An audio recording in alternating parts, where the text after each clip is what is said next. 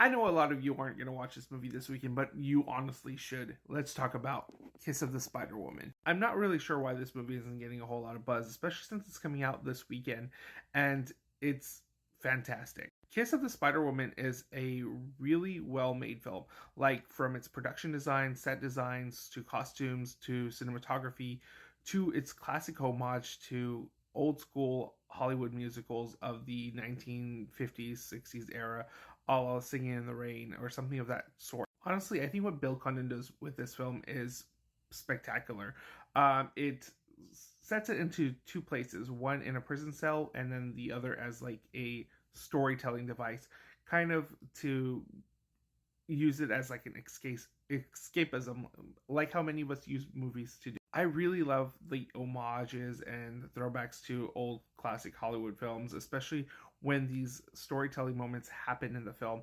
It's more so framed as this escapist moment, kind of to put us into like this fun, more entertaining version of what's actually going on. And then when we're shot back into reality, it is really jarring, but it's done intentionally to show us the difference between watching something on the cinemas and then actually experiencing it in real life, and then that we should be awoken to what's happening in real life aside from just trying to use film or video games or whatever to use it as escapism to just avoid real conversation, real things happening in the world, to shelter ourselves and use it as an excuse or a crutch. I like the use of narrative framing like that because it kind of shows us that the real world is harsh, but there is beauty in it. There's moments of love, moments of triumph. There's moments where we just got to make those human connections, and it's very beautiful. And that's really where this movie shines, is in its really creative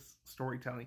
And it could be a knock against it as well, because if you're not a huge fan of like musicals, especially more classic musicals, or the way that this story frames like some of the more serious subject matter with something a little bit more campy, it can be a little bit jarring for you and you might not enjoy it. But what I will say is that the performances in this film are phenomenal. I think these are some of the best performances I've seen all year. I've seen a lot of people giving praise to like Leo and giving hype to Timothy Chalamet coming up, but Tanatui, I'm not 100% sure how to pronounce their name, but this person is such a revelation. The performance, the depth, the pain, the singing, the dancing, the flamboyancy, everything in this performance is just so star-studded and a career-making performance. They command this screen, and this is one of the best performances I've seen this year. And that's also to say that there are two other performances that stand out as well. Diego Luna is phenomenal, as he always is, but he really shows a lot of range and depth here that I haven't really seen from him. And Jennifer Lopez is just stunning in this movie.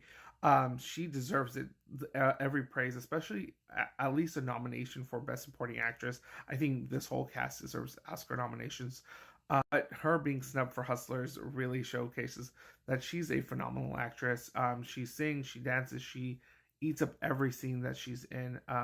So does, like I said, everybody else in this film. They are all stacked. So please do this movie a favor and check it out this weekend. It is a fantastic movie that deals with subject matter about revolution, change. It talks about homophobia, transphobia. It tackles those subject matters with such good tact. And it's a movie about love, and it's just so well made, and it deserves the attention that it needs. The music, it's a musical, and the music is good. I totally forgot to mention that. But please check this movie out. It deserves your attention. It deserves your love.